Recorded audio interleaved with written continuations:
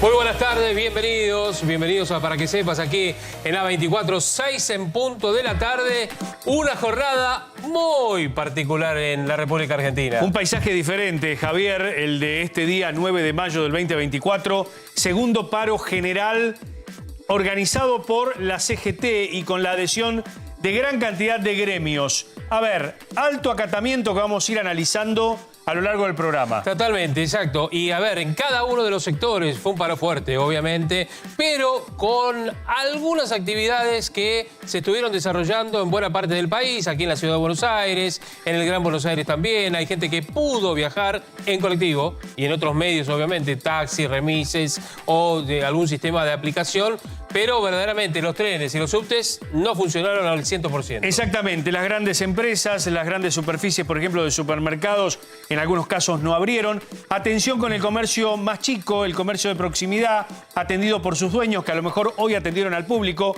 Se cruzó la necesidad de protesta contra las políticas de Milei, pero también la necesidad de ir a trabajar. Y hubo, obviamente, cruces entre sindicalistas, diputados, senadores, funcionarios, de todo un poco, en una jornada de paro que le quedan exactamente, bueno, 6 horas más o menos para que finalice. Algunas postales de este día de paro de la CGT.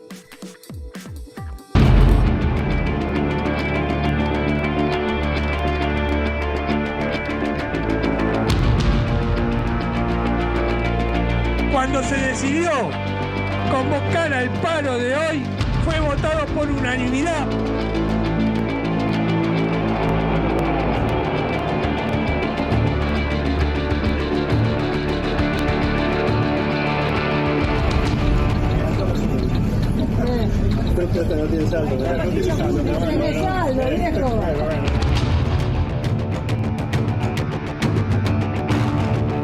Nosotros no votamos para que despidan a nuestros compañeros, nosotros no votamos para que nos bajen el sueldo, nosotros no votamos para que nos entreguen el país.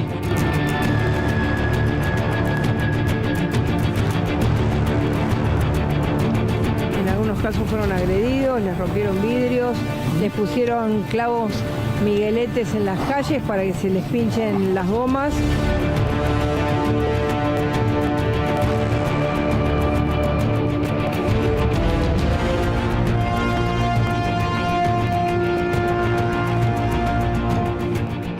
A contar, hubo por lo menos 12 detenidos, ¿no?, que fueron detectados por la policía de la ciudad, y el furcio de la ministra Bullrich hablando de los clavos migueletes, en un ratito nada más. Exactamente, vamos a hablar de eso.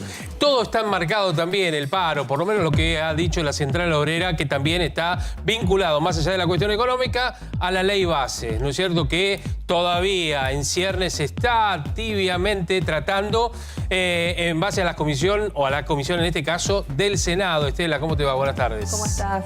Sí, bueno, reuniones frenéticas en Casa Rosada también negociando con lo que va a pasar con la ley base. Se demora el dictamen en el Senado, pasó para la semana que viene. Y atención, Karina Milei con diputados del PRO y de la Libertad Avanza.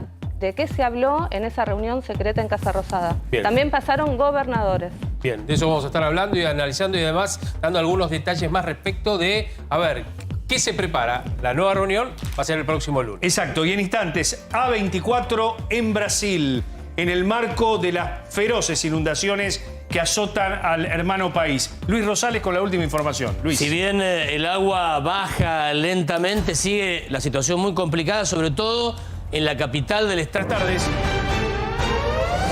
Hola Mariano, hola Javi, buenas tardes. Sí, Constitución con este ritmo poco habitual para esta hora, ¿no? Porque fíjate la estación de trenes que está con su puerta cerrada, como lo estuvo durante todo el día, porque quizás el servicio ferroviario es el servicio de transporte que no ha tenido directamente operatividad en la jornada de hoy. Es un servicio obviamente que tiene varios gremios para que funcione y ha quedado absolutamente cerrado e ininterrumpido. Ahora, ¿qué ha pasado con los colectivos? Bueno, se ha sentido fuerte el paro de transporte en colectivos, aunque en este caso hay algunas líneas que han funcionado durante toda la jornada. Fíjate, por ejemplo, acá en Constitución está pasando aumentando el 51, el 9, el 84, también se ha visto el 100.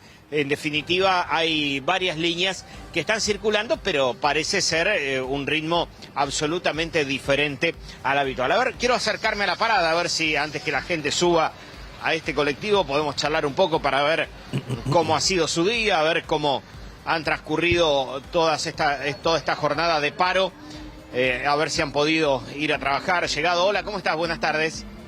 Bueno, ¿cómo hiciste para venir a trabajar? ¿Temprano? Colectivo, sí, hoy temprano. ¿Pudiste conseguir, viajaste bien o...? Sí, pude viajar bien por suerte. Tuviste que esperar un poco, las frecuencias no son... Tuve que salir más temprano, sí, pero nada, llegué por suerte. ¿Te las ingeniaste? Sí, me las ingenié. Había que salir más temprano, nada más. Pero bueno, por suerte la mitad de los trabajadores no se adherían. Bueno, muchas gracias. No, por favor. A ver, vamos a tratar de hablar. Hola, ¿qué tal? Molesta un segundito. Bueno, ¿cómo se las arregló hoy para ir a trabajar? Y costó ahí levantarse más temprano. Yo tengo 1 hora de Guernica hasta Constitución. Sí. Y hoy tardé 1 hora y media, 2 horas más o menos. Sí. Y ahora tengo 2 horas de acá hasta Guernica. Sí.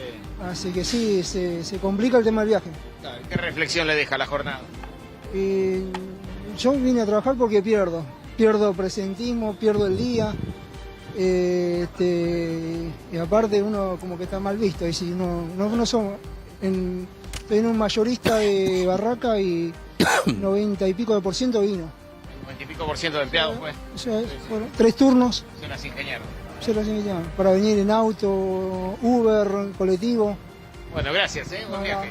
Bueno, a ver si podemos tomar algún testimonio más. Hola, ¿te puedo molestar un segundito? ¿Cómo estás? Bueno, a ver. Bueno, hay gente, imagínate. Y hay gente que Mariano, se complica, a veces Javi, se complica. que salieron a las 5 de la mañana Sí, y a mí ya me quieren volver a la casa. Están hartos, quieren A mí volver. me sorprende cómo trabajó la ingeniería de muchas empresas, de muchos locales de trabajo para tratar de sortear el tema del paro y venir a trabajar igual a pesar de el alto acatamiento del gremio del transporte. Sí. O fíjate, ahí tenías un obrero que dice, nos acomodamos en 3 turnos, nos dividimos con autos para tratar de llegar. Digo, la valoración de muchos de venir a trabajar en este día. Es que algunos, como decía este pasajero recién, dice, si no venía, pierdo el presentismo Claro, ya de cada día. Y creo que para muchos este es un gran problema. Yo he hablado con gente vinculada a uno de un bar y otro de un restaurante. Y coincidían en algo, no se conocen entre sí.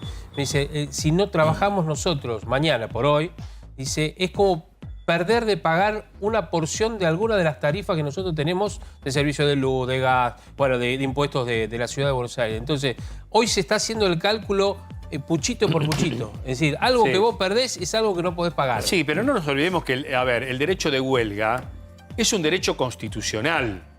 Digo, el trabajador agremiado, el trabajador agremiado está amparado por la Constitución. No, por supuesto, sí. Digo, ninguno de los... Además fue anunciado con mucha antelación. Digo, a ver, si vos estás agremiado y hoy no venís a trabajar porque querés hacer paro, no te pueden descontar ni sacar el presentismo. ¿Se entiende a dónde voy? Y hoy el gobierno... En la práctica pasa otra cosa. Claro, bueno, pero hoy el gobierno, hablaron todos, por ejemplo, Patricia Bullrich dijo, vayan a laburar, todo, pero nadie hizo el reparo en esto, de que hay un derecho constitucional que es el de parar. Si vos querés parar, lo podés hacer. Ahora, después si estás de acuerdo o desacuerdo es otra historia. ¿Qué conclusión saca? ¿Fue exitosa desde el punto de vista de la CGT o no la huelga? Ellos dicen que sí. A ver, Estela, ¿qué dicen desde Bueno, el gobierno, desde la CGT? Y hay un cruce. La CGT, lógicamente, va a decir que fue un éxito.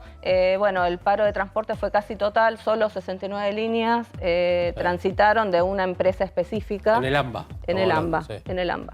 Pero, ¿qué dice el gobierno? El gobierno, todo lo contrario. Fuentes muy cercanas a Milei dicen fue realmente un fracaso. ¿Por qué? Porque tuvieron que parar el transporte para que la gente no vaya a trabajar. Lo que dice el gobierno es muchos querían ir a trabajar y no pudieron. Entonces, no se puede medir de esta manera cuál fue la adhesión real. ¿Sí? Además, bueno, salieron con un informe de Casa Rosada sobre cuánto se perdió por la falta de actividad. Claro. Este paro afectó a la actividad económica alrededor en 500 millones de pesos. 500 millones de dólares. De dólares. Claro. Bueno, ese es el otro cálculo, ¿no? Digamos, desde los gobiernos, siempre los gobiernos han hecho este cálculo de cuánto se pierde a nivel nacional, a nivel de impuestos y demás. ¿Sí, la cuenta es sencilla. Vos sacás el PBI de la Argentina, es decir, cuánto produce la Argentina por año, que eso está muy bien medido, lo dividís por los días laborables y tenés cuánto se genera en un día laborable. Eso es lo que se pierde. Vamos a comenzar a escuchar las voces de este paro. Héctor Daer, titular de la CGT. Primero que nada, en nombre del Consejo Directivo, felicitar a todos los trabajadores y trabajadoras de la República Argentina que hoy han demostrado en forma contundente que la agenda que nos llevó a esta medida de fuerza tenía el sustento social y sobre todo el sustento político por parte de los trabajadores y trabajadoras para llevarse adelante. Porque vale aclarar, cuando nos dicen que es un paro político, efectivamente estamos discutiendo el rumbo de nuestro país, estamos discutiendo las políticas que se llevan adelante y estamos discutiendo todas las acciones que vienen dañando el entramado social de nuestro país. Por eso la contundencia del paro que vimos en el día de hoy a lo largo y ancho de todo el país demuestra que el gobierno tiene que tomar nota. Nosotros tomamos nota del acompañamiento y el gobierno tiene que tomar nota de lo que significa la expresión de los trabajadores y trabajadoras para reconfigurar su política de ajuste, su política que nos está llevando a extremos de prácticamente lejos de ser sustentables y por contrario de ser sustentables nos está llevando a extremos a muchos sectores de la ciudadanía que difícilmente se puedan recuperar si esta política sigue adelante. Bien, bueno, ahí lo escuchábamos a Daer a propósito de un paro que ya había sido anunciado en su momento, hace como 15 días, 20 días más o menos, y donde se concretó con lo que contábamos hace algunos momentos, y además las imágenes hablan a las claras de una ciudad distinta, ¿no? ¿Dispar el acatamiento en el AMBA y en el interior del país o no? No, en el interior del país hay ciudades en que fue mucho más fuerte. Más fuerte el acatamiento. Sí, claro. Sí, mucho más fuerte el acatamiento. Daer contesta todo lo que se vino contando desde la semana pasada, que surgió de información, acá nos apoyamos en Estela, que es acreditada en gobierno, con respecto a que el sindicalismo ya había arreglado su capítulo de la ley bases y que no quedaba mucha razón de ser para parar. Está contestando eso, ¿no? Así es. El gobierno lo que dice es, no entendemos las causas del paro, es injustificado, las causas son políticas, pero lo que le dice Daer es no, es el plan económico. Claro, o sea, es la política de ajuste. Claro, es la política de ajuste. ¿Cómo perdieron los salarios con la inflación, con los precios, con la liberación que aplicó el gobierno con el DNU? Sobre todo hoy, si vos escuchás los discursos de la CGT, después del paro, cuando hicieron la primera evaluación, tienen que ver con eso, con la liberación de precios y con el DNU 7023. Igual ¿no? sí, muchos sindicatos, de los cuales ellos son representantes, arreglaron muy bien las paritarias en los últimos meses. Es decir, no se han quedado como otros sectores que sí quedaron muy relegados. Hay muchos que no están representados por la CGT. Este paro no sería contra lo que se discutió en la Cámara de Diputados hace unos días, contra esa ley, sino contra toda la política económica. Contra Sin Milei. el impuesto a las ganancias. El paro impuesto a las contra la política económica de Milei. No hay vuelta. Claramente. El eje central es Milei. Bueno. Ni siquiera el ministro de Economía, porque lo mencionan muy por el pasado, pero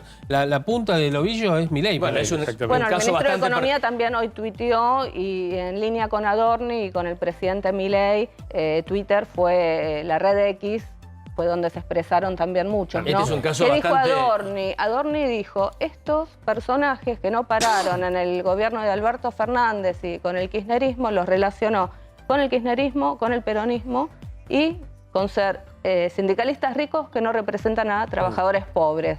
Mientras algunos andan en Audi 05, dejan a 1 millón de trabajadores sin transporte que no pueden ir a trabajar. Hablan de los sindicalistas millonarios. Vamos a escucharlo a Adorni. Dale, vamos a escucharlo, que hoy decía lo siguiente. Es un paro netamente político. Esto es un paro que daña y que le complica la vida a muchísima gente. Es un paro, como dije ayer y en otras oportunidades, absolutamente inentendible. Si es que uno intenta buscarle una explicación por fuera de la explicación que es un paro, que efectivamente es un paro de corte político. Y la verdad es que un paro que es a base de piedrazos, a base de extorsión y a base de amenazas, no es un paro, ¿no? Es simplemente eso, es un día donde estamos viendo la consecuencia de un esquema sindical que claramente ha quedado en otros tiempos.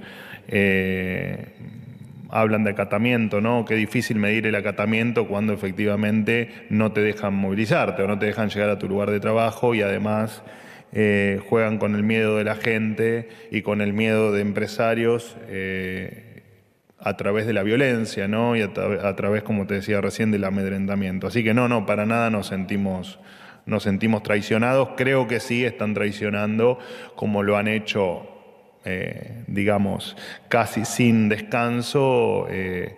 Están traicionando, por supuesto, a los trabajadores y a los que hoy no pueden, probablemente no puedan poner un plato de comida arriba de la mesa porque les han hecho perder el día de trabajo, y hay un montón de gente que vive el día a día y que dependía de poder salir a trabajar hoy precisamente para poder comer. Así que claramente me parece que en tal caso los traicionados no somos nosotros, sino que es todo el trabajador que hoy intentó trabajar y no pudo en la República Argentina. Bueno, hablaba Adorni de algunos episodios de violencia. Uno de ellos se dio en Mar del Plata. Tal cual, exactamente. Y bueno, algunos locales, algunos comercios que abrieron sus puertas, como ha pasado con algunos colectivos aquí en la ciudad de Buenos Aires, fueron agredidos. Adrián Mauchi está allí en Mar del Plata. ¿Cómo te va, Adrián? Buenas tardes. Buenas tardes, Javi. Acá estamos, exactamente. Estamos en Avenida Constitución, en uno de esos comercios. No a la reforma laboral. Así amaneció. Esto ocurrió cerca de la 1:30 de la mañana. Aquí en este local, que es un local clásico de Mar del Plata, un local que, bueno, es confitería, panadería, también tiene gastronomía. Lo curioso es que le ocurrió lo mismo a dos locales más, dos firmas más de la ciudad que también se dedican al mismo rubro, al rubro de las medialunas. Puntualmente son 3 lugares que hacen muy buenas medialunas de la ciudad y también que tienen gastronomía, que recibieron este mismo cartel, no la reforma laboral. Aquí la gente de este local decidió dejarlo. Los otros lo primero que hicieron apenas arrancó el día, cerca de las 7, 8 de la mañana, fue limpiar este escrache, que se realizó, como te decía, cerca de la 1:30 de la mañana. Aquí en este local la cámara de seguridad tomó a un joven encapuchado, que a esa hora, 1:40 aproximadamente, después que se apaga esta pantalla publicitaria que tienen aquí sobre Avenida Constitución, aprovechó y realizó la pintada. Realmente en Mar del Plata tenemos que hablar que hay bastante movimiento, los comercios, muchos estuvieron cerrados, pero yo te podría decir que más de la mitad estuvo trabajando, lo mismo los colegios privados, obviamente, establecimientos municipales o estatales estuvieron cerrados, no hubo transporte, eso también hizo que se tengan que organizar los diferentes locales que sí abrieron sus puertas para con los empleados. Si bien Mar del Plata es una ciudad que está todo relativamente cerca, no más de 20 a 25 minutos en colectivo para llegar a tu lugar de trabajo, y las distancias muy largas, quizás un taxi o un remis puede llegar a gastar unos 8.000, 9.000 pesos como mucho para trasladarte dentro de la ciudad, ¿no? Yo quiero volver... Si tenés que ir hacia Miramar o a Mar Chiquita es más caro. Acércate ahí, Adrián, con la cámara, date vuelta. Mirá, ¿a vos te parece gente que hoy quiso laburar, quiso trabajar, que tenga que soportar esta cuestión que parece del siglo pasado? Esta estupidez de no permitir la libertad de trabajo. Y a ver, se los dice alguien que está de acuerdo con el derecho de huelga porque está en la Constitución. Pero esto no está bien. No está bien la presión. No, está bien. Y esto además habla de debilidad.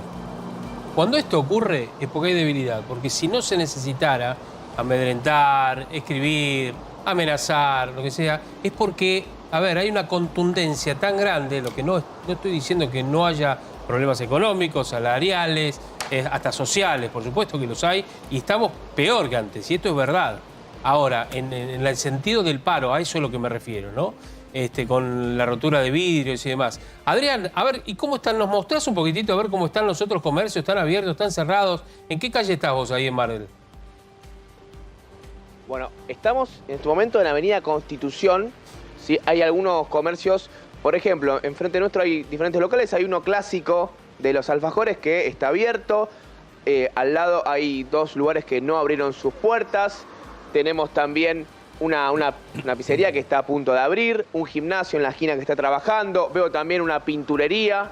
Esta es la clásica avenida Constitución, la ex avenida del ruido, que últimamente tiene bastantes locales gastronómicos, cervecerías y volvió a tener movimiento. Veo también un local clásico de milanesas que también está trabajando, una feria comunitaria que también veo que está abierta en la otra cuadra y el movimiento que podemos observar de los vehículos, los autos, que ya es mayor quizás comparado con pasado el mediodía. Es decir, hay varios comercios. Así está Mar del Plata hasta ahora. Perfecto. Bueno, Adrián, bien completo y es un panorama también en otra de las ciudades importantes de la República Argentina. Volvemos en un ratito. Gracias, Adrián. Hasta luego. Hasta luego, abrazo. El otro móvil, ahora con Cristian Balbo en la avenida Santa Fe. Cristian, buenas tardes. Mariano, Javier, buenas tardes. Avenida Santa Fe, estamos haciendo un relevamiento, caminando por la zona peatonal. Lo que estamos observando es que el 90% de los comercios están abiertos. A esta hora. ¿Qué tal? Comercios abiertos hoy. Vamos a acercarnos acá, cortito nada más. Comercios abiertos, ¿cómo llegaste hasta tu trabajo? Con taxi, por taxi. Mi jefe me pagó el viaje para poder venir, porque si no, olvídate. ¿Cuánto costó ese viaje? 12.400. ¿Y abriste en horario habitual? No, un poquito más tarde. Normalmente abrimos a las 9, abrí a las 10. ¿Y las ventas cómo estuvieron hoy? Porque vemos pocos clientes. Comercios abiertos, pero pocos clientes. No, fue duro el día hoy. La semana venía bien, pero hoy fue duro. ¿Y ahora cómo regresas a tu casa? No sé, capaz de taxi de vuelta. Sin autobús, sin subte, no hay manera. Fíjense, ¿no? En muchos casos lo que hemos observado es que los responsables de los comercios han abonado el servicio de la aplicación, en este caso un taxi. Hay colectivos, pero muy pocos, solo de una empresa que son 70 líneas, pero con menor frecuencia. Hay mucho movimiento peatonal. Algunos vinieron a trabajar en bicicleta, Hubo un caso recién, desde Avellaneda se vino aquí hasta Palermo. Y también lo que hemos observado es que los deliveries han trabajado bastante. Fíjense que el movimiento peatonal es mucho, es bastante aquí sobre Avenida Santa Fe. La mayoría de las persianas están abiertas, pero claro... Mirá la florería, Cristian. No hay clientes en los comercios. Claro, hay empleados, pero no hay clientes, ¿no? Exacto, hay empleados en todos los comercios, prácticamente en todos. No se ven persianas bajas, al menos aquí sobre Avenida Santa Fe, en pleno barrio de Palermo. Estamos frente a Plaza Italia. Acá tenemos otro local, por ejemplo, de indumentaria. A ver si podemos acercarnos. ¿Qué tal? Para preguntarles cómo lograron llegar hasta trabajar hoy. Nosotros vivimos cerca, así que no nos costó. Vivo a 2 cuadras de acá. ¿En todos los casos pudieron, todos los empleados de este local vinieron caminando? No, ella y yo vivimos cerca, caminando. Los demás creo que no pudieron llegar, las otras sucursales no pudieron venir. ¿Y los que no pudieron llegar a trabajar, qué pasa? ¿Descuentan el día? ¿Se lo consideran? No, es por día, así que supongo que se lo descuentan. Se lo descuentan, entonces. ¿Y el horario fue el habitual? Sí. En nuestro caso sí, porque vivimos cerca y no tenemos problemas. ¿Las ventas cómo estuvieron hoy? Bastante bien. O sea que a usted le fue bien, en definitivo. Sí, porque la mayoría cerró, así que todos vinieron para acá. Ah, entiendo, perfecto. Fíjense ustedes. Mucho frío, la mercancía es para térmica de frío, así que... Ustedes venden, claro, todo térmico, venden este local. Fíjate vos, en este local, por ejemplo, se vieron beneficiados porque venden toda ropa ya de invierno, otoño-invierno, medias, calzas y demás. Tuvieron su horario habitual, viven cerca del trabajo, otro secreto, vivir cerca del trabajo, y a partir de eso es que logran entonces abrir el comercio. Seguimos recorriendo. Acá lo que tenemos es una fiambrería, también abierta. Carnicería abierta. Acá tenemos una confitería. Es decir, los negocios de comida están atendiendo. Pocos clientes. ¿Y acá qué tenés ahí? ¿Qué es eso? Y acá vemos una otro pizzería. local. Mira, podemos ingresar una pizzería a ver si nos permiten. El otro día en Liniers nos decían que había bajado un 50% la venta en una pizzería. Vamos a ver acá, además del paro, a ver. Mira, vamos a acercarnos acá con su permiso frente a Plaza Italia. ¿Qué tal? ¿Cómo están? Bueno, vemos el local abierto, pero pocas mesas ocupadas hoy. Sí, hoy es un poquito de menos gente por el paro, así que bueno, igual vino gente. ¿Horario habitual? A esta hora siempre está lleno, explota, pero bueno. Claro, no habría mesa en este horario. O sea, normalmente está lleno a esta hora. Hoy, bueno, es un día de paro, así que bueno, hay poca gente. ¿Cómo lograste llegar al trabajo? Mi jefe me pagó el taxi, así que bueno, porque yo viajo todos los días en colectivo, así que bueno. No tenés transporte público, te viniste en taxi. Así es, sí, sí. Bien, ¿quién es tu jefe? Álvaro. Usted es el jefe. ¿Usted les abonó el taxi a los empleados para que vengan a trabajar hoy? Así es, sí. ¿A cuántos empleados les pagó el taxi? A todos los que vinieron a trabajar. ¿Qué inversión tuvo que hacer en taxis? Y bastante. ¿Aproximadamente? Bastante. ¿Cristian? ¿Aproximadamente cuánto tuvo?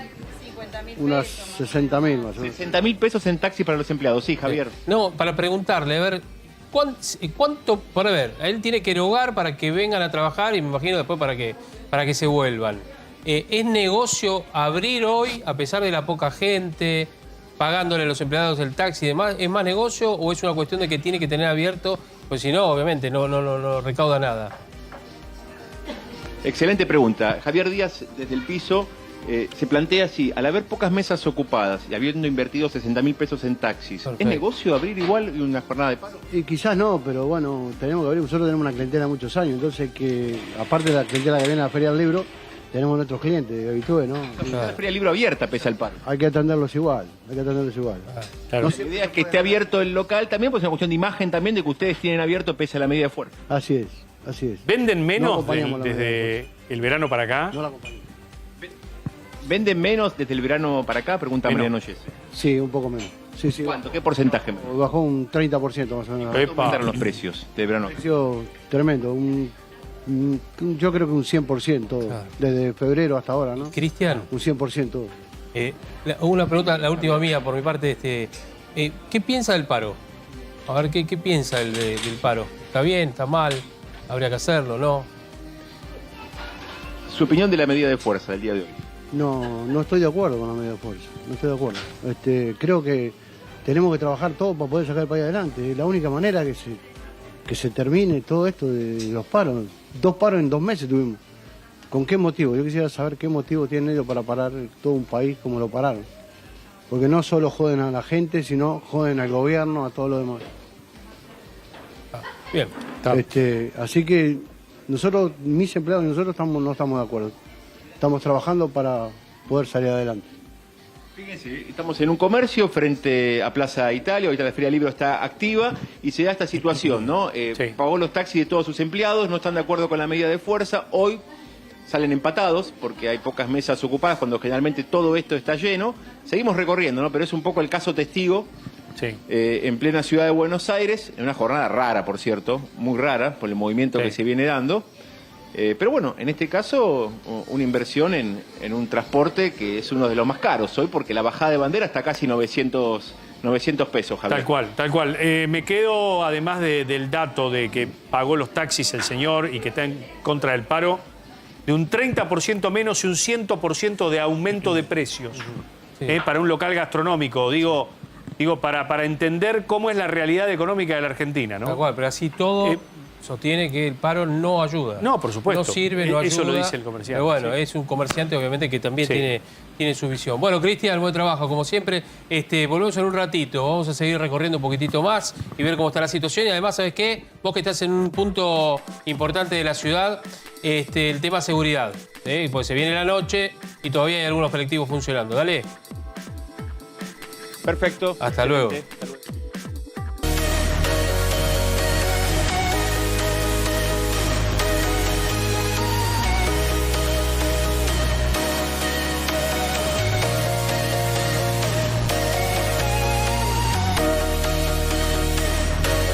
Primer invitado de hoy, Lucas Lach, ex vicepresidente del Banco Central, profesor universitario. ¿Cómo te va? ¿Cómo andan, chicos? ¿Cómo andás? ¿Todo bien? ¿Todo en orden? Vamos a hablar. Nosotros somos de saludar a todos. Sí, no damos besos por una cuestión de... Claro, por el tema de... Nada. Somos de otra época. Sí. De la época que no se daba besos. Sí, tal cual. Bueno, pues siempre se puede cambiar, ¿no es cierto? Por el COVID no dan besos. No es por eso. Es por otra cosa. Bueno, a ver, arrancamos con el día de hoy, día de paro. ¿Y mañana qué? No, Manuel, el paro creo que no tiene mucha consecuencia más allá de la pérdida que implica hoy de recursos, digamos. Es cierto que es totalmente político, digamos, ¿no? Obvio que hay un contexto económico difícil, pero lo hubo durante 4 años de Alberto y no hubo paros. Ya tuvimos 2 paros generales en 5 meses. proyectado superás a los 13 paros generales que le hicieron a Alfonsín. Por mucho, fueron 3 en 6 años. O sea, 2 por año promedio, acá tenés 2 cada 5 meses. Claro. Ahora, el fenómeno que se está dando es extraño, ¿no? Porque vos tenés, por un lado, una gran masa de gente que dice no doy más con el ajuste, hay que parar, y sigue a la CGT. Y hay otros, como recién veíamos ese comerciante, que dice yo tengo que abrir, porque hay que trabajar, y los empleados acceden a venir en taxi y trabajar. Sí, seguramente. Los dos Argentinas, ¿no? Seguramente los uberistas trabajaron más hoy que un día común. Claro. Gente que labura, laburantes. O sea, la situación obviamente es difícil, pero también venimos de una situación difícil hace mucho tiempo. Hay una recesión fuerte. La recesión empezó antes de este gobierno.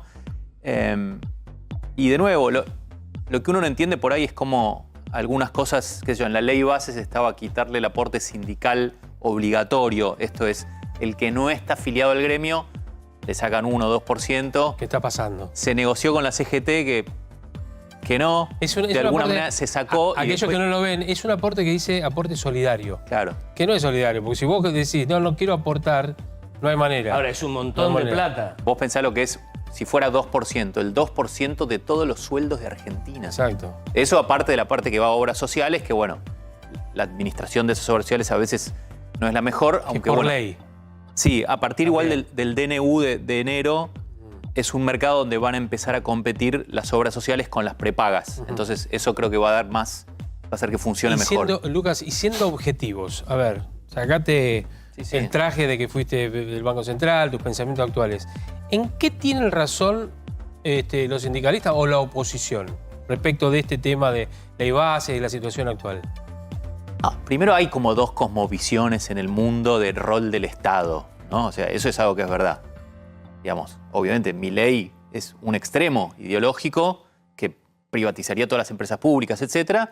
Y esta es una ley que tiene en esa dirección, qué sé yo, empresas públicas es un tema, reformas dentro del Estado es otro tema, algunas desregulaciones laborales es otro tema, eso dentro de la ley bases. Y después la ley que va con la ley bases, que se llama la ley fiscal, digamos, que tiene el blanqueo, moratoria, restitución de impuestos a las ganancias. A ver, te diría que para resumir qué ha sido Milei económicamente son 3 cosas básicamente. 1, cambiar la manera como funciona la economía argentina, desregulación, abrir un poco la economía, número 1. Número 2, y central en su discurso, que es el tema fiscal, o sea, sale lo que entra y nada más. Y eso obviamente le duele a todos los que son ajustados, que son todos. No es solo la casta, también es las universidades, es cierto, pero no es específico con las universidades. Si vos ves cuánto bajó el gasto universitario, bueno, menos que otros gastos públicos. Es una política de ajuste fiscal para llegar al superávit. Y después, la tercera pata es la política, llamémosla, de estabilización. O sea, de bajar la inflación, la política monetaria, todo eso que es más complicado. Y que bueno, ahí uno ve ahora que está viendo algunos resultados. La ciudad ya dio un dígito de inflación. Será 8 algo abril y la gente ve que para mayo puede bajar un par de puntos más. ¿Está funcionando el plan entonces? Y yo creo que para lo que, como se miraba y lo que se esperaba, está funcionando. Con esto no quiere decir que no haya problemas, pero hay una posibilidad de que la Argentina cambie de sistema económico hacia una cosa de inflación más baja y una economía más libre. Quedan muchos desafíos por delante, qué sé yo. Todo lo que es el cepo, no se salió del cepo, en eso se ha sido bastante gradualista, si querés. Entonces, ¿cómo va a ser eso? O sea, el enfermo estaba muy enfermo, le diste una terapia muy fuerte y de a poquito estás viendo si sale a caminar. Hoy leía, por ejemplo, que, a ver, si esto sigue así, digo, en cuanto a la inflación, la baja, la recuperación económica, es decir, el poder adquisitivo va a empezar a mejorar, no digo que mejore del todo, recién a fin de año. ¿Es así? A ver, la curva es una curva que bajó de poder de compra de los salarios muy fuerte a partir de la devaluación de diciembre. Esa curva empezó a girar ya un poquito en marzo. En marzo los salarios le ganaron por un poquito a la inflación. En abril yo creo que va a ser algo parecido. Entonces, de a poquito se va a ir recuperando. Por eso yo personalmente creo que la recuperación no va a ser así rapidísima. Pero en la medida que el gran partido que se juega acá es si la inflación sigue bajando o si te estacionás en un nivel 6, 8.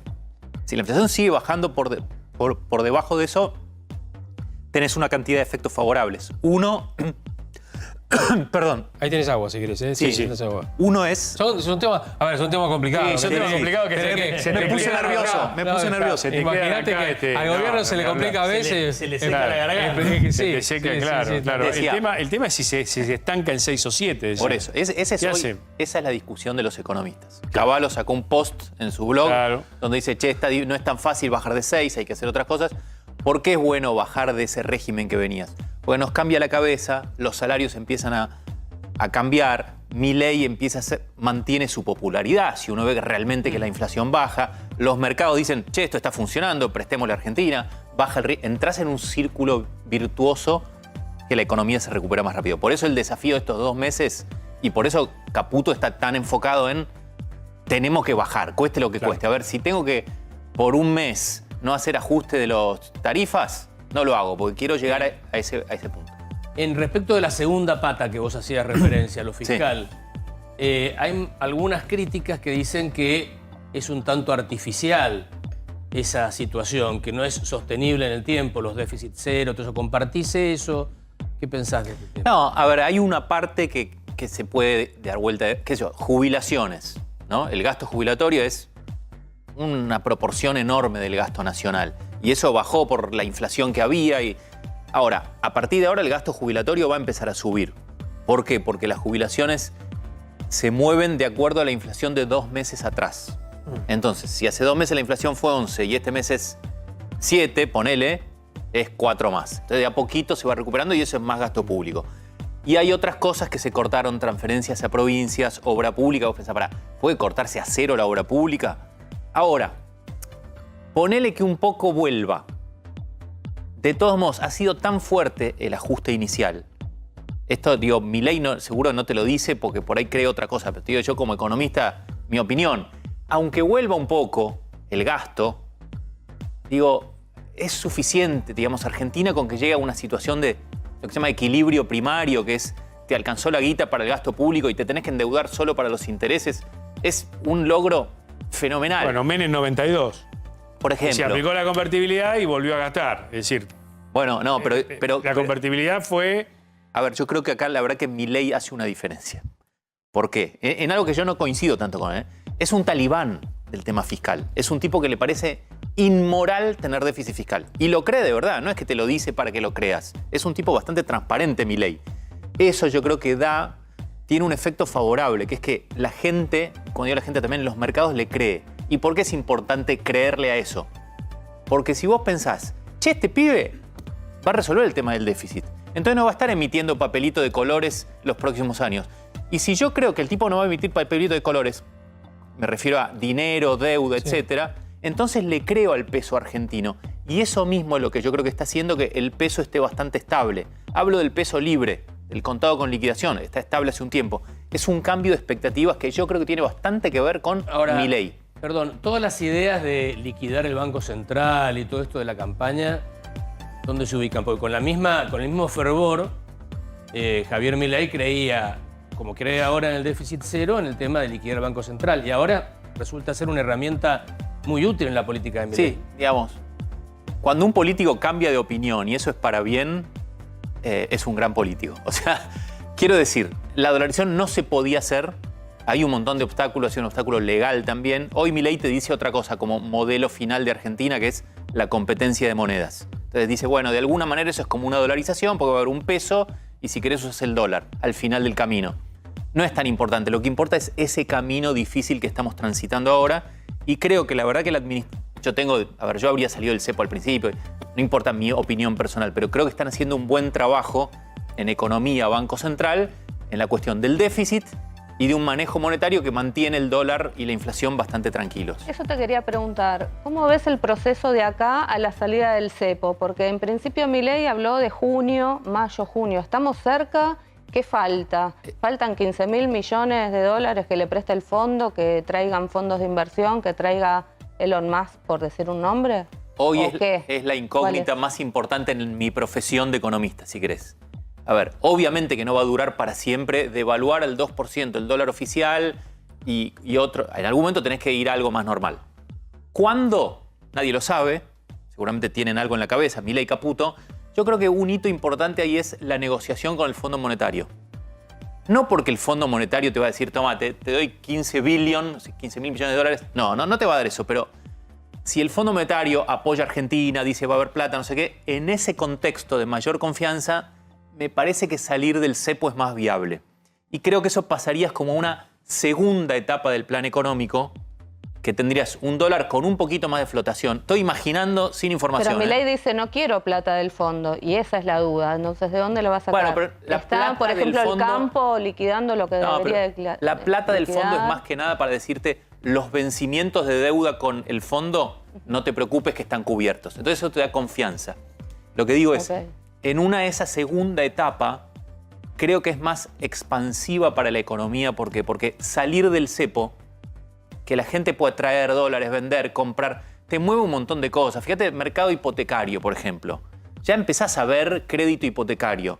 Claro. Bueno, eso necesita, o lo ayuda mucho en no tener cepo, porque viste que te presto en pesos, pero te compras dólares. Entonces, el hito de salir del cepo, yo si estuviera en lugar de Milei, trataría de que ocurra no en diciembre, sino antes. Bueno, el blanqueo, la ley de blanqueo que está en la ley bases, tiene que ver un poco con eso, ¿no? Bueno, también, digamos, si vos tenés un blanqueo, la mayoría de la gente lo tiene en dólares.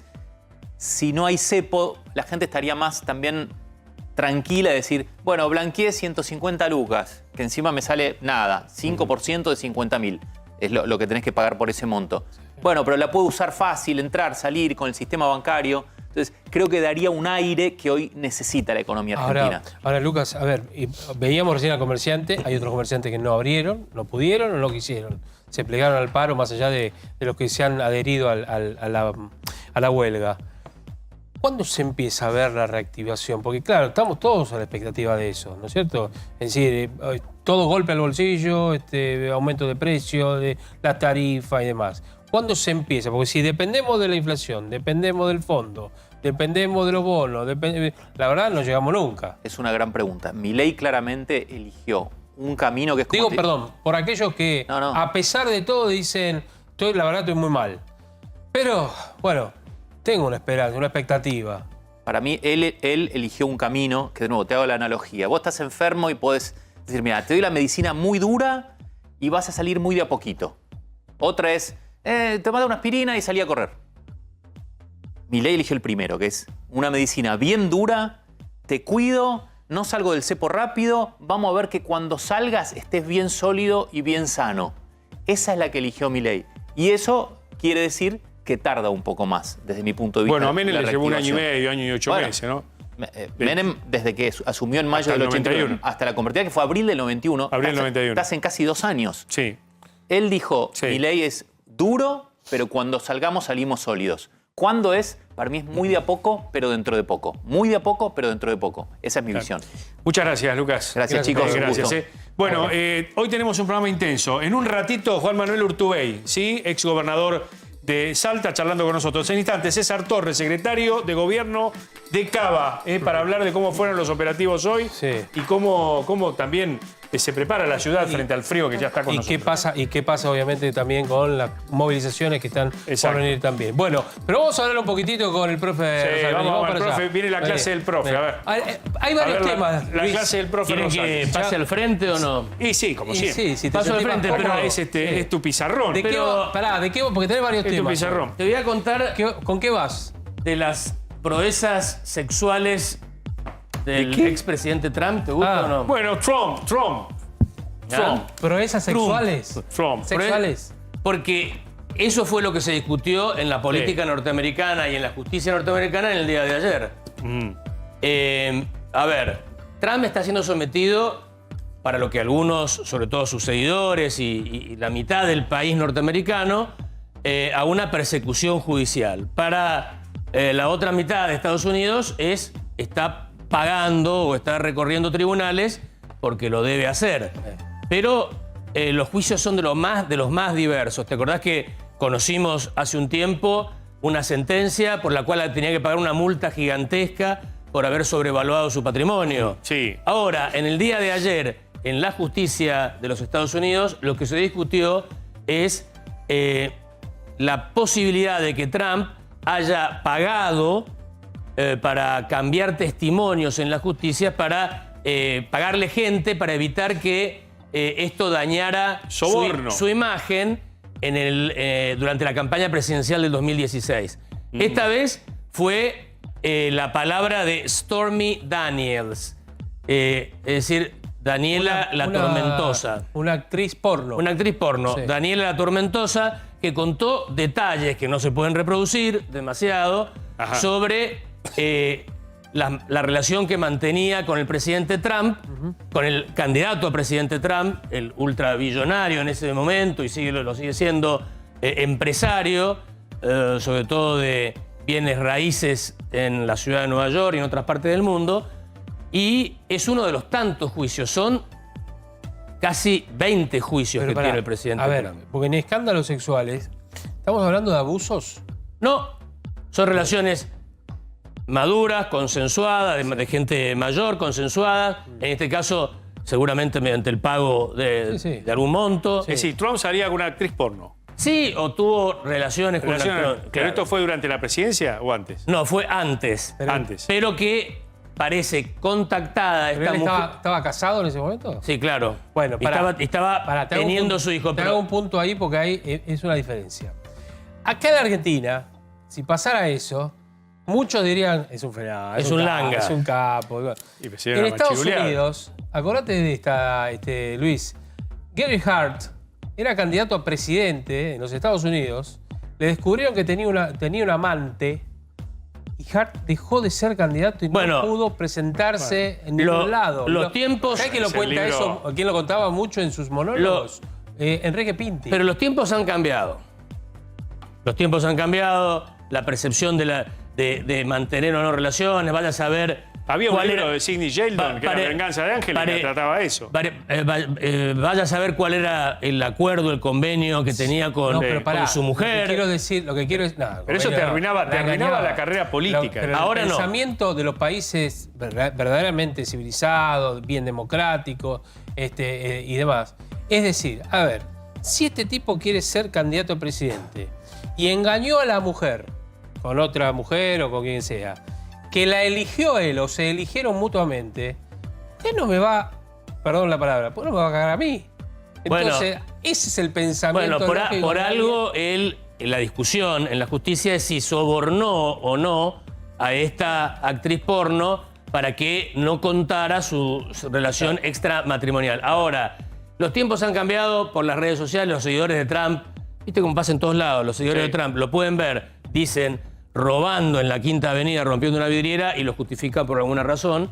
Pero bueno, en eso estamos. Pero ¿quieren que veamos un mapita de los Estados Unidos? Viajá un poquito. A ver. Porque esto es la punta del iceberg. A ver, salgamos de Palermo otra vez. Siempre salimos de acá. Salimos de acá. ¿A dónde vamos? No podemos ir a Aeroparque para ir a Estados Unidos. Tenemos que ir a E6. ¿Pero a qué parte querés ir, me dice la producción? De Estados Unidos, ¿a dónde querés ir? Y vamos a la Casa Blanca. Casa Blanca, Washington. Ahí está. A la Casa Blanca, vamos a la Casa Blanca. Viajemos a la Casa Blanca. Washington. Esperá que está poniendo... ¿Sabés qué? Todo tiene su tiempo. No hay vuelos directos. Hubo algunas veces, no sé si ahora hay vuelos directos Buenos Aires-Washington. Hay que ir por Miami o por Nueva York. Ahí está, mirá. Nosotros vamos, más rápido que Menem con el avión ese que quería ir al estratosfera. Dale. El río Potomac, que divide el distrito de Columbia, que es medio cuadradito ahí, de Virginia en este caso. Por acá está Maryland, otro estado. Vamos a la Casa Blanca porque... Ahí está. El ocupante de esta casa, una casa histórica, no es un palacio europeo, pero es una casa importante, tiene más de 200 años. El ocupante de esta casa es va a ser, será el hombre con más poder en la Tierra.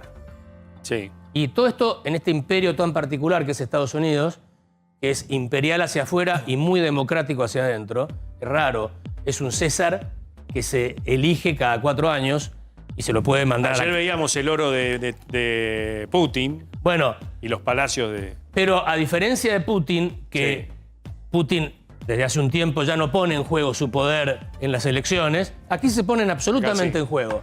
Se pone absolutamente en juego y puede ser que en diciembre o en noviembre en las elecciones lo jubilen, tal vez sea ya el tiempo, a Biden. No le permitan otros 4 años y lo vuelvan a traer a Trump. En eso está. Ahora, va a ser una elección muy particular, porque tenemos a un presidente que va por su reelección con 81 años y su competidor, un joven de 77 años, Donald Trump. Es impresionante eso. Impresionante. ¿Qué estamos viendo? Eso es Washington. Washington.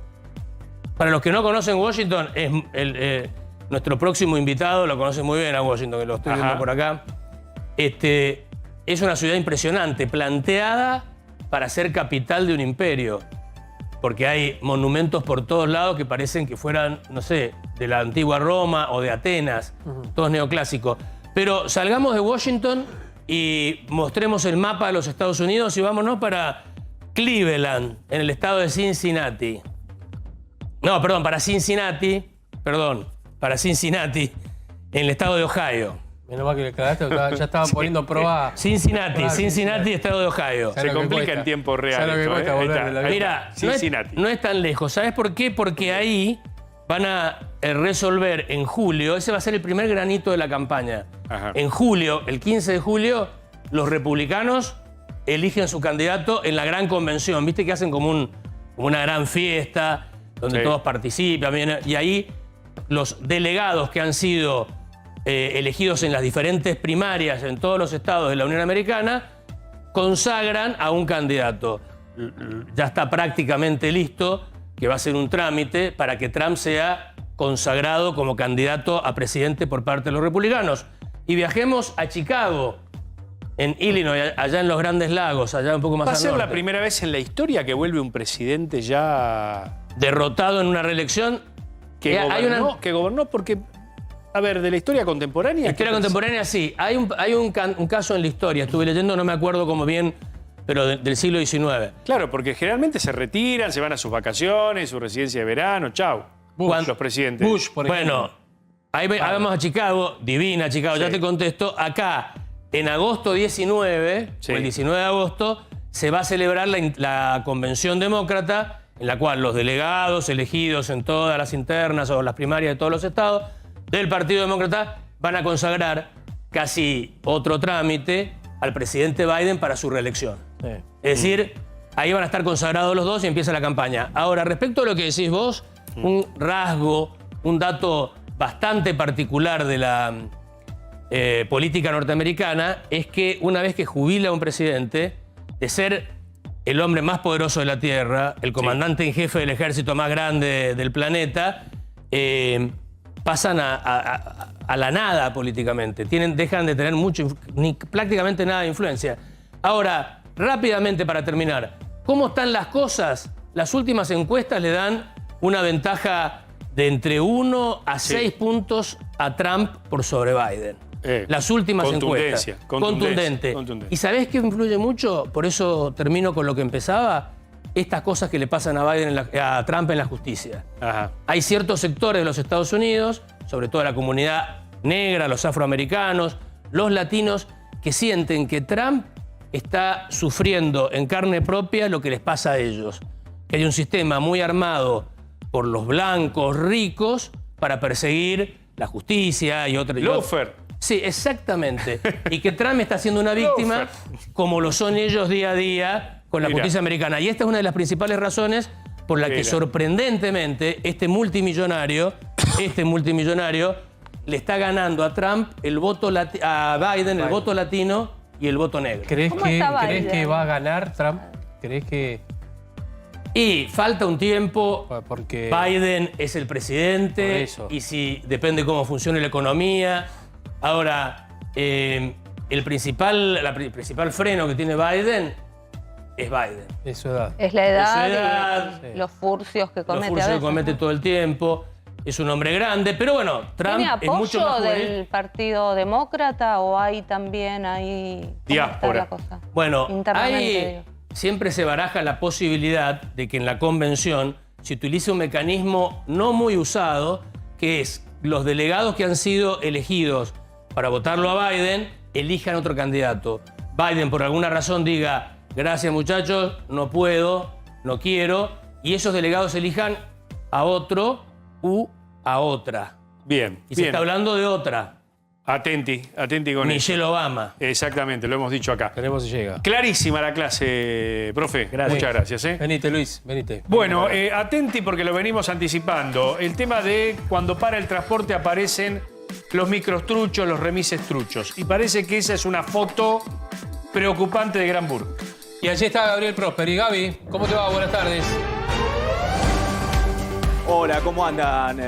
Javi, Mariano. Estamos en Granburg exactamente con una foto que no es, obviamente, la de Granburg de todos los días. ¿Por qué? Porque la estación está cerrada. Y toda estación en estas localidades del conurbano son el corazón de la ciudad. El corazón de los trabajadores. ¿Por qué? Porque aquí el comercio vive justamente de la gente, los pasajeros, los trabajadores que suben y bajan del tren permanentemente. Y como ven, están los comercios abiertos, pero están trabajando a un 20% aproximadamente de lo que hacen día tras día. Es decir, casi que no les hubiera convenido abrir sus puertas, sin embargo, lo están porque le dan el servicio a la gente. Y hay mucha gente que quería ir a trabajar. Y como vos bien decías, Mariano, no tiene la posibilidad del tren, no pasan colectivos. El colectivo más cercano pasa a 30 cuadras. Estamos hablando del colectivo de la línea 21, que pertenece al Universo Dota, a más de 30 cuadras. Y estamos con Sonia, ella pasó por aquí, nos preguntó qué estábamos haciendo, le comentábamos justamente que estábamos en una nota. Sonia, vos no pudiste ir a trabajar.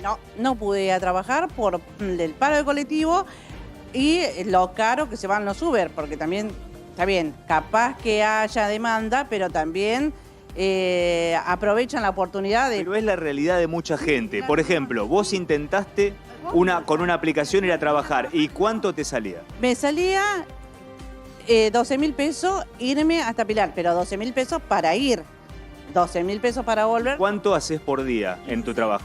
15.000 pesos. Si que no me alcanzaba lo que ganaban y tenía que poner plata de mi bolsillo para poder volver. Porque gastó 12 para ir, 12 para volver, son 24 y voy por 15.000 pesos a trabajar. No me conviene. Regalo plata, no, es imposible. Uno tiene ganas de trabajar porque el país se hace trabajando, no haciendo un paro, se hace trabajando. Esta realidad, muchachos, de Sonia, es la de mucha gente que venimos entrevistando durante las últimas horas, no solamente en el día de hoy, sino en el día de ayer también, cuando le preguntábamos qué iban a hacer con el paro. Gracias, Sonia. Y ustedes me decían lo que tiene que ver con este transporte, que es un remis, que le da el único servicio que tiene la gente que viene hasta acá, que se hace la posibilidad de venir hasta acá, y es el único servicio que tiene para volver. Fíjense este detalle. Nosotros estamos a metros, como les mostraba, de la estación. La parada de estos remises a los que vos hacías referencia, Mariano, está aquí. Claro. Y estos remises cobran habitualmente lo equivalente a un pasaje de colectivo. Estamos hablando de 300 pesos. Pero claro, hoy la demanda es mayor. Fíjense que no hay remises en estos momentos porque van y vienen permanentemente. ¿Y cuánto están cobrando por persona? Comparten aquí, obviamente, cada auto los pasajeros. 500 pesos. Hoy se hace así. ¿Cómo te va? ¿Estás esperando el remis? Sí, estoy esperando el remis. Bueno, ¿cuántas cuadras de acá tenés que hacer para llegar a tu casa? Yo vivo entre el polideportivo de Tortuguitas y Tierras Altas, así que me queda bastante lejitos. ¿Cuántas cuadras sería más o menos, si sabes? No sabría decirte. Pero lejos. Pero ¿En tiempo cuánto es? Más o menos 10, 20 minutos en colectivo. Así que... Y hoy obviamente no tenés cómo volver y tenés que pagar el remis. ¿Lo utilizaste alguna vez este servicio? Sí. Normalmente es 300 el pasaje, pero me dijeron hoy que es 500. Y lo tenés que pagar, obviamente, para volver a casa. Porque si no, no puedo volver a mi casa. ¿Y te dejan puerta a puerta? ¿Vos lo tomás acá y te dejan a la puerta de tu casa o cerca? En la esquina, sí. Por suerte me dejan en la esquina. Bien. ¿Y qué te dicen los otros pasajeros que comparten con vos? ¿No les queda otra alternativa? Y no porque no. Es que no hay colectivos, no hay otra forma de volverse. ¿Y cómo hiciste para ir a tu trabajo o a tu actividad hoy? Por suerte esta mañana me pudo llevar mi papá, pero... Ahí hay uno de los muchachos que te puede llevar. ¿Cómo es tu nombre? Lucía. Bueno, vamos a ver si Lucía se puede subir acá con el muchacho que la va a llevar. Sí, tiene que hacer unas cuantas cuadras, por lo menos 10, 20 minutos. Se va a subir con el otro muchacho. Ahí viene otra chica también que se va a subir. Buenas tardes, caballero. ¿Cómo anda, maestro? ¿Cuántos viajes hiciste hoy? ¿Podés abrir un cachito la ventanilla? ¿Podés abrir la puerta un cachito? Te abro la puerta un cachito. A ver si podemos. A ver si podemos, para hablar con el caballero. ¿Está bien? Te tenés que ir. Bueno, ahí va, ahí va. Peligro. Se va porque la gente también está apurada. Fíjense cómo se va, ¿no? Es lo que hay. 500 pesos cada uno. Javi, es lo que hay. Exactamente. No, es el único servicio que tienen a mano. Aparte otra cosa, ¿no? La gente va a trabajar porque si no, pierde el día de trabajo, pierde el sueldo del día y además tiene que pagar más. Es decir, cuando haces el balance, decís, perdí plata. Pero tenés que ir a trabajar. O como mínimo perdí más plata que otros días.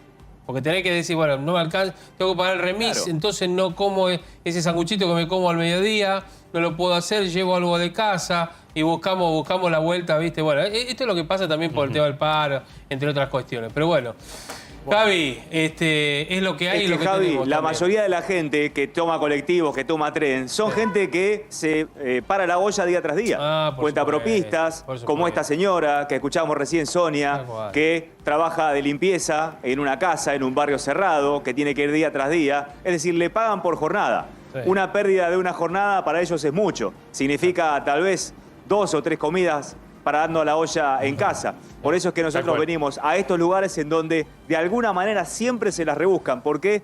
Porque ya es como que tienen una coraza ante la adversidad, ¿no? Gracias, Gaby. Un gran abrazo.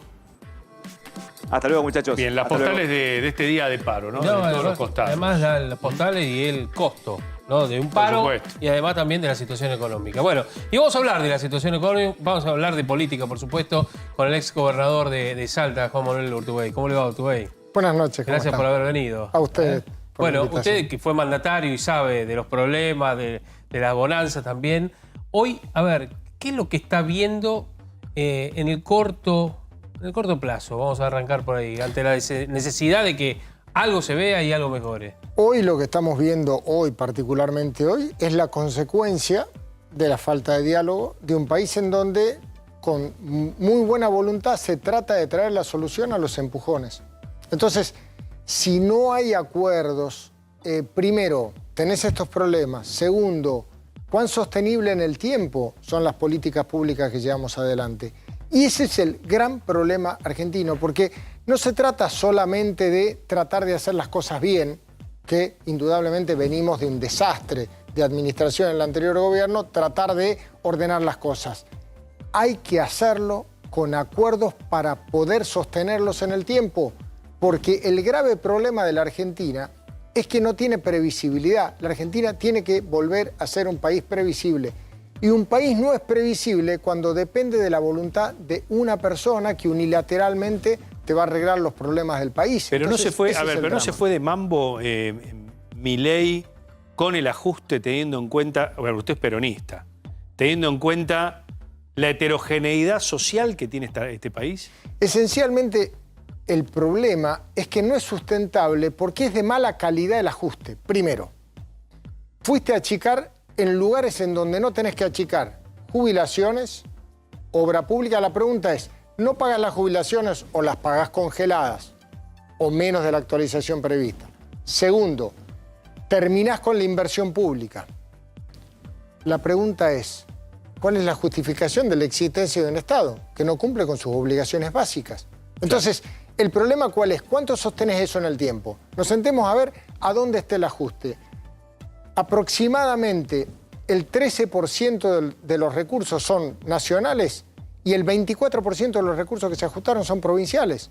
Entonces están haciendo el ajuste con la plata de los jubilados, de la obra pública y de las provincias. Entonces, ese es el problema.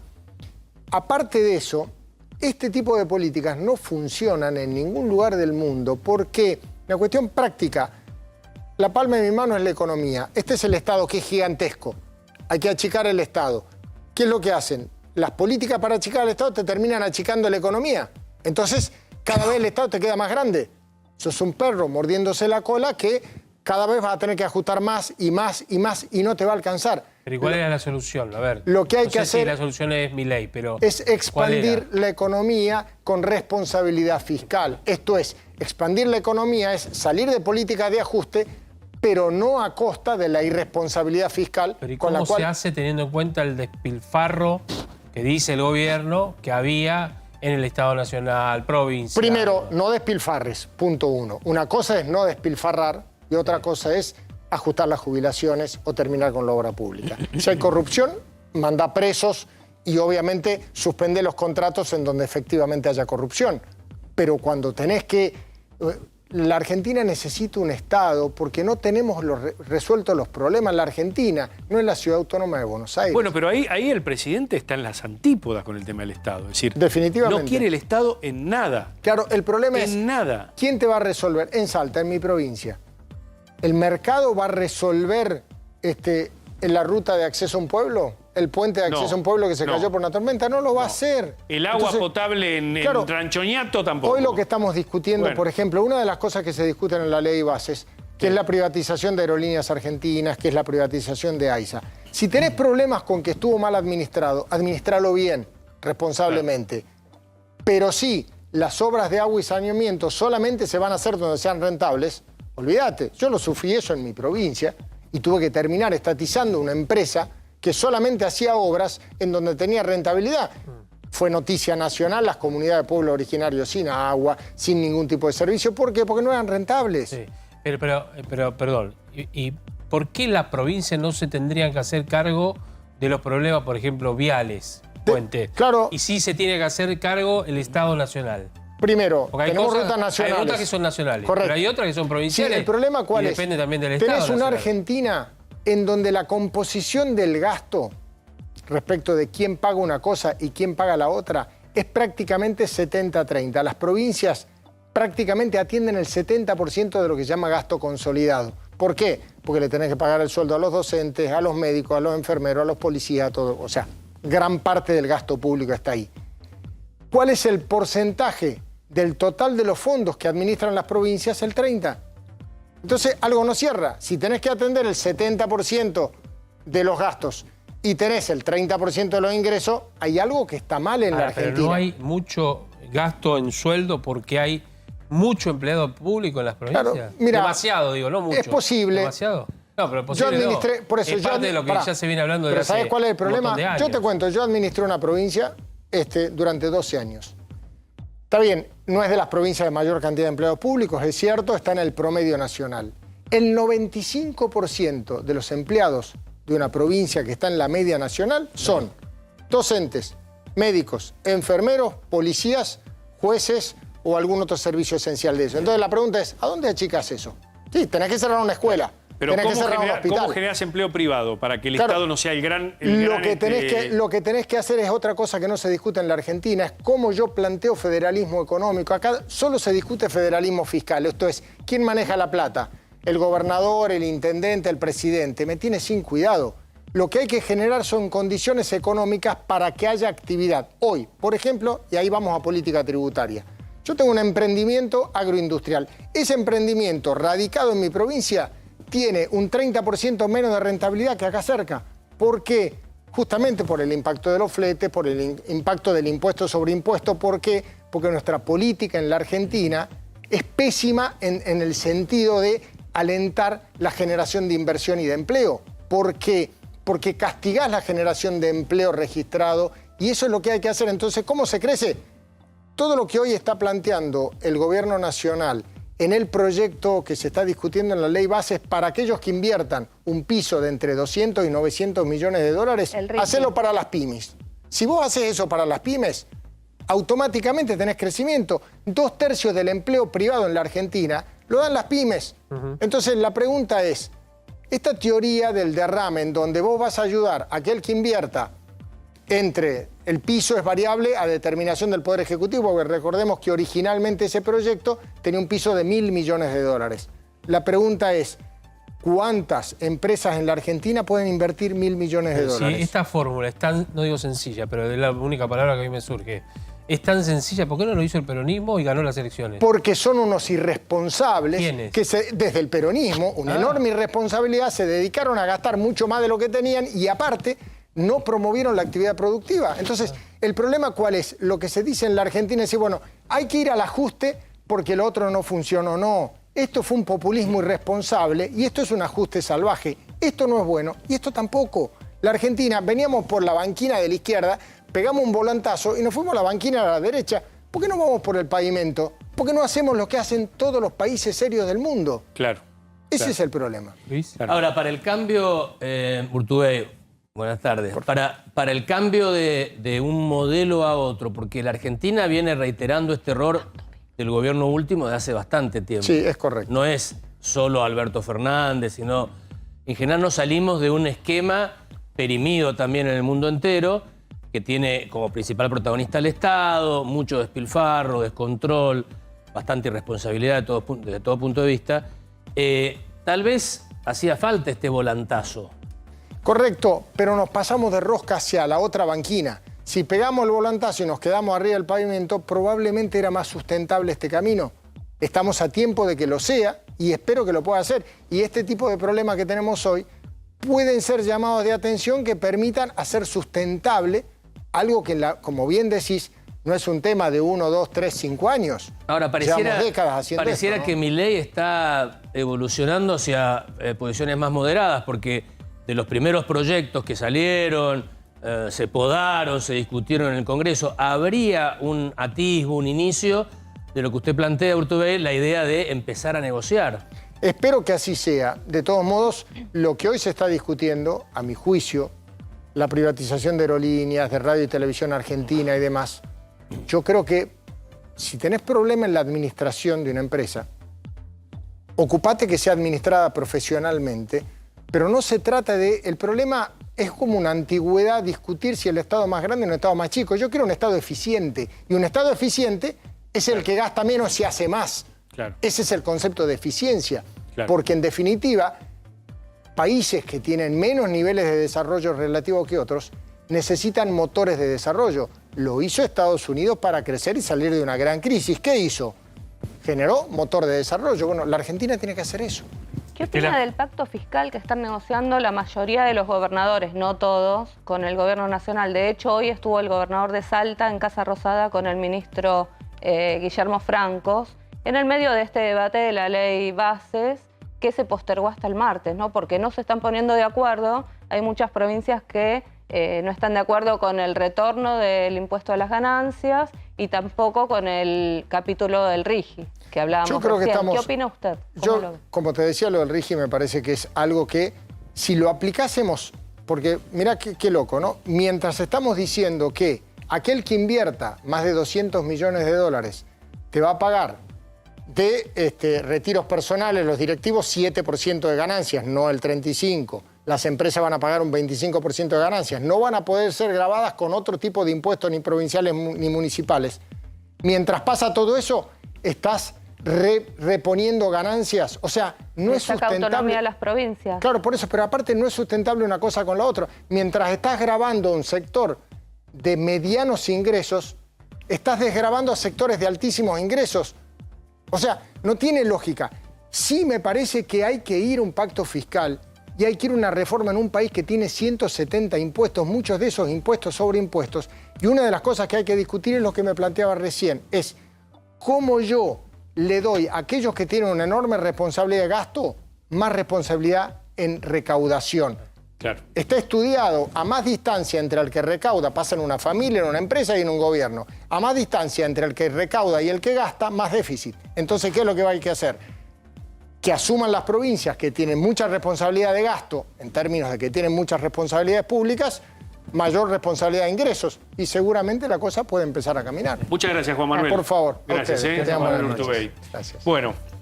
¿Nos vamos a minutos? Sí, en minutos César Torres. Ya está acá el secretario de Gobierno de la Ciudad Autónoma de Buenos Aires. ¿Cómo han sido los operativos hoy? ¿Cómo está la ciudad hoy? Y me quedé con una frase de Kravet de hace algunos días. Las personas que no van a un refugio no pueden dormir en la calle. Las ranchadas ya fueron levantadas en la Ciudad de Buenos Aires. En minutos hablamos de este, entre otros temas. Pausa, ya volvemos.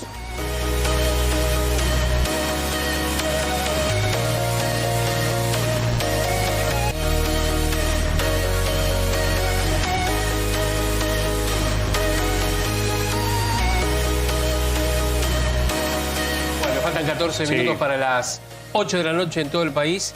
Y vamos a hablar de la Ciudad de Buenos Aires. ¿Cómo impactó en la Ciudad de Buenos Aires también el paro? El paro, exactamente. Está el secretario de Gobierno de Cava, César Torres. ¿Qué tal, César? Bienvenido. ¿Qué tal? Buenas noches. Gracias por la invitación. ¿Cómo impactó aquí en la ciudad?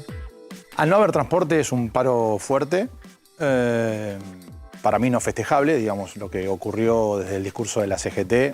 A mí me parece que le falta una mirada sobre el trabajador. Hay un abandono de la mirada de cuando era la CGT de los trabajadores a esto que hoy hay, que es una mesa de sindicalistas que no están preocupados por el trabajador.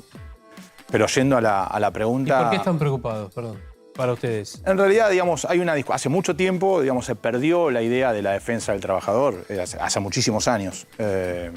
Nada, digamos, está bien que se vaya avanzando y la modernización no llega nunca al movimiento obrero. En algunos casos sí, hay algunos sindicalistas que trabajan en la capacitación, en la formación de su dirigente, no obligan a afiliarse, no son compulsivos y me parece que, como no me gusta que generalicen la política, tampoco generalizo el sindicalismo. Hay buenos y de los otros, digamos. Y en el caso de la ciudad, digamos, nosotros estuvimos con las guardias permanentes, los centros de salud atendieron, las guardias hospitalarias, los casamientos, la fecha de nacimiento, esas cosas se llevaron adelante. No tuvimos un paraíso, se liberó la ecobici en el día de hoy para que la gente se pueda trasladar, la que hacía uso o hace uso de la bicisenda o va a trabajar o a estudiar en eso.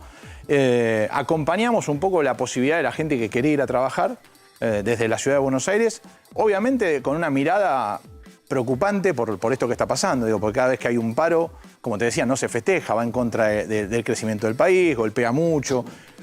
Entiendo la postura de algún sector, digamos, de la política, no de Belbonis ni ninguno de los que aparecen en los medios de comunicación, sino entiendo a esa gente que, apesadumbrada por la posibilidad de la pérdida de trabajo, por la caída de su sueldo, está muy preocupada por la situación social que se ve y que no aparece esa luz que dice el gobierno nacional que está existiendo. Ustedes monitorearon el tema del comercio, porque hoy recién los móviles mostraban, ¿no? Mucha gente eligió trabajar, digo. Hay avenidas, por ejemplo, la avenida Santa Fe con los comercios abiertos. Bueno, el tema sería si hubiera habido transporte, ¿cuál hubiera sido el acatamiento? Igual por parte de los trabajadores comunes. Igual que el primer paro, que fue un fracaso. En enero. El primer paro que le hicieron al gobierno nacional fue un fracaso al haber transporte. Cuando no hay transporte, la gente tiene la imposibilidad de moverse. Como te decía, Avenida Caseros se estaba trabajando, Avenida Sáenz se estaba trabajando, digo, comercios, centros comerciales, Avenida Santa Fe, sobre Avenida de Mayo los comercios estaban abiertos. Algunos restaurantes cerraron porque el personal gastronómico se traslada de muy lejos y no es fácil que lleguen hacia los lugares de trabajo. Ese fue por ahí uno de los focos más golpeados en este día. Pero me parece que, digo, mañana hay que volver a arrancar. Digo, este paro, para mí la reflexión es a las 12 de la noche mirar para atrás y decir, ¿para qué sirvió esto? Si le encuentran una respuesta positiva, vale la pena. Ahora, si solo fue para amenazar al gobierno, mirá cómo te paramos y no sale nadie a la calle y que no se termina cumpliendo esa realidad que dicen algunos jefes sindicales, la clara muestra es que la gente repudia ese tipo de cosas. ¿El gobierno hizo el cálculo? ¿La ciudad hizo el cálculo de cuánto ha perdido por motivo del paro? ¿Más o menos? Mira, no tengo el dato ese. Lo que te digo sí claramente es que así hayamos perdido 100, 500 o 1.000 millones, es un dato que no es menor, es un dato que perjudica permanentemente. Y ahí es donde me parece que no hay una mirada de... Así como se critica por ahí al gobierno de Milei que no tiene mirada social cuando hace el achique del Estado que hace, el sindicalismo o algunos sindicatos no tuvieron esa mirada sobre ese trabajador para protegerlo, para cuidarlo. ¿Cuál es el tema que desvela a la administración de la ciudad todos los días? El orden y la seguridad. ¿Y hay mucho déficit de eso, de orden y seguridad? ¿O en realidad, qué heredaron? En realidad, la ciudad tuvo una elección nacional por delante con un ex jefe de gobierno que fue precandidato presidencial y eso hizo, digamos, tal vez que no tuviera la mirada que tenía Horacio en los primeros 4 años de gestión. Después vino la pandemia y después vinieron los 2 años que fueron casi preelectorales completamente. Eso hizo que tuviéramos una pérdida de eso que caracteriza al PRO, o que caracterizó en su momento y que hoy estamos recuperando, que tiene que ver con la cercanía y el vínculo con los ciudadanos. Ese trabajo de ir al casa por casa, y aprovecho la oportunidad para contarles que hace una semana el gabinete va a los barrios de la Ciudad de Buenos Aires, a las comunas. Empezamos hace 2 viernes. Ayer la vicejefa con todo el equipo de gobierno y de gabinete fue a una charla vecinal donde se trabajaron en mesas de ideas y demandas, haciendo un ida y vuelta con devoluciones directas desde los funcionarios. No hay rango en eso, no hay ministros, secretarios, subsecretarios, somos todos funcionarios que nos debemos a la ciudad, al vecino de la ciudad, que es lo que nos pidió Jorge Macri. ¿Cuál fue la postura del gobierno de la ciudad con respecto a los empleados públicos locales? El gobierno nacional dijo, el que falta o hace paro, se le va a descontar el día de sueldo. ¿Hubo adhesión y qué posición va a tomar el gobierno de Jorge Macri? Nosotros en el tema de la educación tomamos una decisión que fue que el docente que paraba y no iba a clase tenía descuento. Porque ahí sí hay un acuerdo que estuvimos trabajando mucho tiempo para empezar las clases en fecha, que los colegios se abran, una paritaria permanente durante diciembre, enero, febrero y marzo inclusive. De hecho, CETERA en el medio de nuestro recorrido de estos 4 meses nos intentó hacer un paro, que no fue muy acompañado por el resto de los gremios, y los docentes que faltaron se les descontó ese sueldo. Torres, hubo recientemente una reunión política entre diputados de La Libertad Avanza y diputados del PRO en la Casa de Gobierno, encabezados por Karina Milei, la secretaria general de la Presidencia. ¿Eso implica que el PRO va a empezar a confluir con La Libertad Avanza, con el partido de Milei? ¿Cómo se ve eso desde la ciudad de Buenos Aires? No, en absoluto. Nosotros somos oposición. La gente votó a Milei, no votó a Juntos por el Cambio, sino hoy el gobierno nacional tendría otra postura y otro presidente, que no sería Javier Milei. Nosotros estamos acompañando constructivamente las cosas que necesita la Argentina o que creemos nosotros, de nuestro punto de vista, que necesita la Argentina. Pero no somos parte de La Libertad Avanza, tenemos nuestra propia identidad, tenemos nuestro partido consolidado. En estos días Mauricio Macri está asumiendo el rol de presidente a nivel nacional del PRO. En poco tiempo también así Jorge Macri en la ciudad de Buenos Aires. Y la verdad que hay un proceso de normalización en Salta, un proceso de normalización en Tucumán, en Santa Fe y en Corrientes. Y el resto, digamos, está ya con sus presidentes como partido. Pero, digo, hay un tema que es lo más importante. Digo, a la gente, al vecino, al ciudadano, le importa poco la alianza o para dónde vamos. Nosotros como PRO en la Ciudad de Buenos Aires tenemos que cumplir el compromiso que tomamos en el año 23 durante la campaña. Y es lo que estamos haciendo. No estamos pensando ni lo que va a pasar en el 25 ni lo que va a pasar en el 27. Estamos tratando que le vaya bien a la Argentina, porque si le va bien a la Argentina, le va bien a todos los argentinos. Y en ese sentido nosotros vamos a colaborar. No vamos a poner palos en la rueda ni vamos a ir a tirar piedras al Congreso como acostumbran algunos partidos. ¿Qué pasa con el tema de, que si bien se ha hablado, el tema de los que delinquen, ¿no? Si bien hay un proyecto por el tema de reiterancia y demás, pero digo, aquellos que son extranjeros y demás, ¿ustedes siguen impulsando la idea de expulsar a los extranjeros que delinquen? Es categórico eso. Que caigan aquí en la ciudad. Eso es innegociable. El que delinque tiene que ir detenido y el que delinque y es extranjero se tiene que ir a su país. Como tiene que ocurrir, digamos, ¿no? En eso no hay parámetro, pero digamos, no genera impunidad eso, perdón, ¿eh? Sí. No genera impunidad porque el extranjero que delinque y se va a su país no afronta un proceso. Claro. No, vos lo deportás, se va, digamos, la causa no puede volver a entrar a la Argentina. Sí, lo que pero no puedo allá se va libre. No en todos los casos. No en todos los casos. Los últimos 3 detenidos, 2 chilenos y un peruano que se deportaron, se fueron con un procesamiento, además porque se trabajó legalmente y seriamente entre fuerzas de seguridad nacional. No es así. No es tan lineal así. No es tan lineal. Y además, un dato que me parece que no es menor, con recién mencionaba lo de reiterancia. Para nosotros es fundamental que la legislatura de la Ciudad de Buenos Aires nos acompañe por mayoría, si no sale por unanimidad que no salga, pero por mayoría, que tenga que decir lo que tiene que decir, porque para eso es la casa política legislativa de la Ciudad de Buenos Aires y los porteños, pero la ciudad necesita una ley de reiterancia ya, no podemos seguir postergando esta situación. Lo que pasa es que tiene que modificar el Código Penal. No necesariamente, no necesariamente. Hay un camino, digo, que hay que modificar el Código Penal, a mí me parece que sí. ¿Sí? Y ahí tocó el tema de menores, que es un gran debate y una gran discusión. Yo hace unos días escuchaba al gobernador de Tucumán diciendo que van a detener, tenga la edad que tenga. Y me parece que está poniendo una discusión y un debate que muchos argentinos están mirando. Digamos, si me preguntás en lo personal, no soy de la idea que un menor de 12 o 14 años esté detenido. Me parece que hay otros ámbitos, tiene que ver la educación, tiene que ver la cultura y hay que ir a ver a la casa qué pasa. Que ese también es un rol del Estado. No, y tenés que poner plata para métodos alternativos a la prisión. Absolutamente. Porque si no chocas con la Convención Internacional de Derechos del Niño. No, a ver, en eso, digamos, soy bastante defensor de los derechos del niño.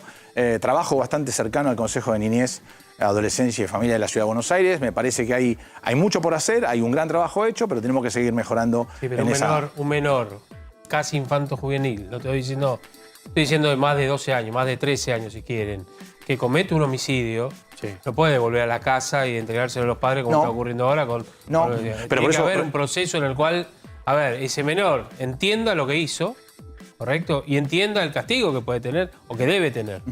Sí, no es encarcelándolo que vos le solucionás ese... Bueno, pongámosle otra palabra, bueno, pero algo hay que hacer bien, porque... Estamos hablando de un homicidio, es una cosa por grave. eso, delito más grave. Tiene que haber, para que un chico de 12 años comete un homicidio, tiene que haber todo un trasfondo bastante complejo. Y me parece que ahí hay hasta una atención de salud mental y seguimiento y familiar. Me parece que es más profundo el tema para discutirlo y estoy encantado de hacerlo, ¿no? César, Kravet dijo que no se permiten más las ranchadas o la gente durmiendo en la calle. Tienen que ir sí o sí a un refugio. Pero hay muchos hombres y mujeres que duermen en la calle que se resisten a ir a los refugios. ¿Es así? ¿Cómo van a solucionar esa historia? Nosotros estamos trabajando mucho en cómo es la lógica de paradores y ahora, digamos, el jefe de gobierno le pidió al ministro Rayda, que es el ministro de Desarrollo Humano, trabajar sobre la segmentación de los paradores. ¿Qué quiere decir esto? Digamos, ver cómo son para que vayan matrimonios, que vayan con chicos, porque el problema era si van hombres, si van mujeres, dónde quedan los niños. Nosotros estamos trabajando mucho para que no haya chicos en la calle, eso sí es una condición innegociable. Vamos y avanzamos cuando va el Buenos Aires presente, se avanza con el Consejo de Niñez y se trabaja sobre la situación. Y en el caso de que sea un problema, digamos, de salud mental, hay un SAME psiquiátrico, que también es una definición que se puso en marcha a través de un pedido de Jorge con SAME, trabajando y viendo la persona que está en la situación que está de salud mental, que muchas veces la ley de salud mental dice, muchas veces no, la ley de salud mental dice que la persona afectada tiene que pedir ayuda. Es muy difícil que una persona en esa condición pueda pedir ayuda. Claro. Bien, tal cual. César Torres, muchas gracias por haber venido. No, gracias a ustedes. También, seguramente en el transcurso del año vamos a seguir hablando. Encantadísimo. Una pasión hablar de la ciudad. Gracias, gracias por haber venido. Bueno, nos quedan 2 minutitos, 3 minutitos. Vamos a mostrar algo importante. Dale. A ver, el Hércules que llevaba las 2 plantas potabilizadoras a Brasil, ya ha aterrizado en Brasil. Tenemos imágenes, mirá, imágenes desde el Hércules, cómo está la situación allí en Porto Alegre y obviamente, en los lugares de adyacencia. Ahí está viendo personal del ejército. Llegamos al final. Gracias, Estela. Gracias, muy amable. Luisito. Gracias, Luis. Al contrario, Bueno, gracias a mañana ustedes. Nos encontramos. Mañana estamos acá, de vuelta. Mañana, claro, 6 de la tarde, 6 de la tarde. siempre acá. Tal cual. ¿Sí? Y acordate, La frase tuya, por favor. lo que te decimos siempre. Dale. Lo que te pasa a vos, nos pasa a nosotros. Exacto. Hasta mañana.